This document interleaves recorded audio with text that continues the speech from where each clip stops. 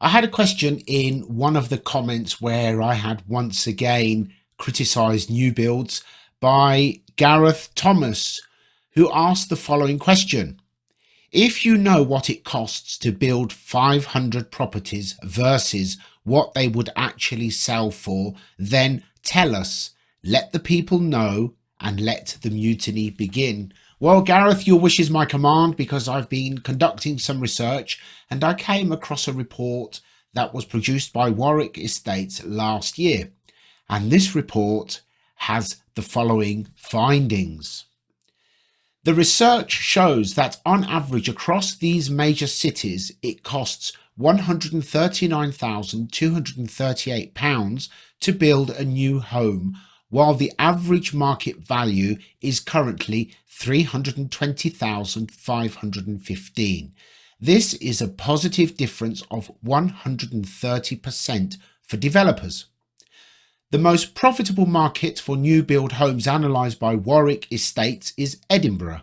It costs an estimated £126,400 to construct a new build home in the Scottish capital, while the average sale price is £375,870, a massive 197% markup for the developers.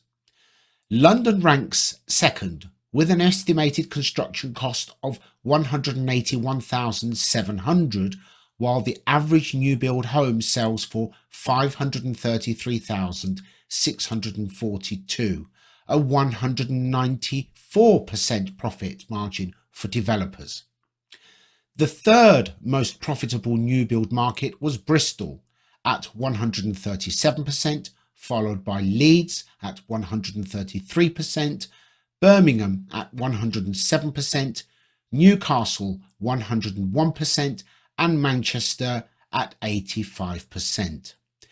Glasgow ranked bottom of the table, although with an average construction cost of £139,238 and an average new build value of £320,525, the city is still home to a 68% profit margin. So even though Glasgow has the smallest profit margin in the country, developers still, on average, manage to make a markup of 68% on their costs. When we're talking about markups on average of well over 100%, that would be a lot if it were retail, if it were small items you buy in the high street. But when it's homes that on average sell for over £300,000, I would say that that markup is absolutely staggering, considering that the properties they build are smaller and smaller, with garages that don't fit drives. Many developers have sold properties to people where they actually own a leasehold, or there's some form of incumbency and they have to pay fees on top. There have been many horror stories. Obviously, that's not all developers. That's a handful, and I believe that the government has taken steps to cut down on this, although I'd love to know if you are in that predicament.